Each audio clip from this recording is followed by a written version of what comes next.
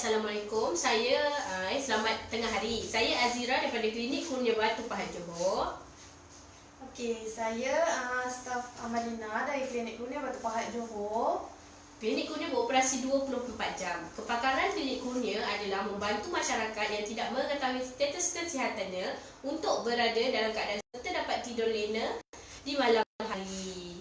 Okey, untuk topik kita sembang sihat hari ini adalah penyakit batuk kering atau lebih dikenali sebagai penyakit tuberkulosis, orang lain panggil TB, ya. TB. Apakah penyakit TB? Okay, penyakit ini merupakan jangkitan yang boleh dilakukan semua sistem dalam organ tubuh disebabkan jangkitan bakteria yang dipanggil sebagai Mycobacterium tuberculosis. Okey. Dia juga dikenali sebagai orang-orang kenali dia sebagai batuk kering. Sebab salah satu simptom yang pesakit hadapi apabila kuman ini menjangkiti paru-paru adalah batuk yang berpanjangan. Batuk yang berpanjangan. Okey, dia tak ada simptom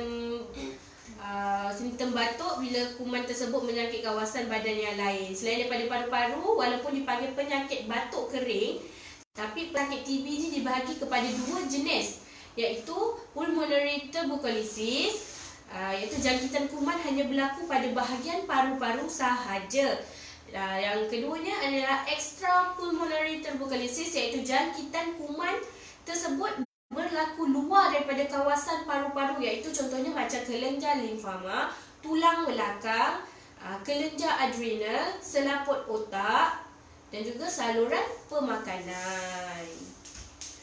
Okey, yang kedua, bagaimana penyakit TB ini boleh berlaku? Okey, penyakit TB ini boleh berlaku bila jangkitan kuman ini berlaku apabila terdapat pemindahan titisan air dari pesakit TB ke dalam paru-paru orang lain. Okey, yang kedua, beribu titisan air yang bakteria ini terhasil dengan sekali batuk. Ketiga, titisan air tersebut akan masuk ke dalam paru-paru dan lebih kurang 2 hingga ke 12 minggu untuk menghasilkan satu bilangan yang besar. Okey, pesakit ini akan disembuhkan oleh sistem imun pesakit menjadikan pesakit tersebut berstatus latent TB infection, iaitu jangkitan TB terpendam. Okey, seterusnya kuman ini boleh aktif semula ketika mana sistem imun badan menjadi lemah. Lepas tu kuman ini memerlukan oksigen untuk hidup, berbentuk rut dan tidak boleh bergerak. Seterusnya, dinding sel kuman ini mempunyai ketahanan terhadap serangan sistem imun badan manusia. Dia hanya menjangkit manusia. Tak ada penyakit dekat haiwan lah. Cuma manusia dan manusia sahaja. Okey, cara penyakit ni berjangkit dia ada dua cara, iaitu satu cara menjangkiti manusia dan dua adalah cara jangkitan TB merebak ke bahagian badan yang lain.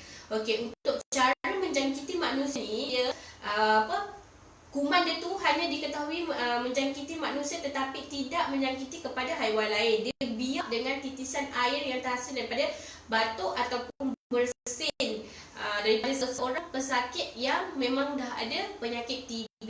Sebab itulah kita digalakkan bila batuk ataupun bersin, ambil sapu tangan atau tisu, tutup kita punya mulut dan juga hidung. Okey, dia akan menyebabkan latent TB infection ni, jangkitan TB terpendam ni, iaitu dia bakteria tersebut dia akan menjadi tidak aktif. Okey, lepas tu 5% je daripada individu ni akan menghadapi penyakit TB yang aktif semula apabila sistem imun badan dia menjadi lemah. Okey, untuk jangkitan TB merebak kepada bahagian badan yang lain, iaitu extrapulmonary TB, dia kebolehan dia hidup dekat dalam sel imun badan manusia.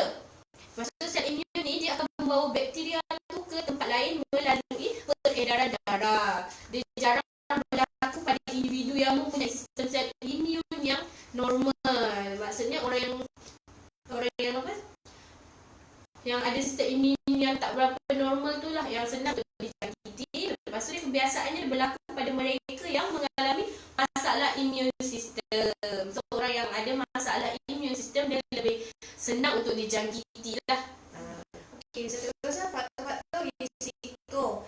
Okey, dia terdapat beberapa faktor risiko yang akan meningkatkan kebarangkalian seseorang itu untuk dijangkiti dengan penyakit bentuk kering iaitu HIV, penyakit dadah, pesakit kencing manis, mereka yang selalu minum arak, mereka yang sedang mengambil ubat yang akan mengurangkan keberkesanan sistem imun, kanser darah, kegagalan buah pinggang, merokok, kanak-kanak kurang pada 5 tahun,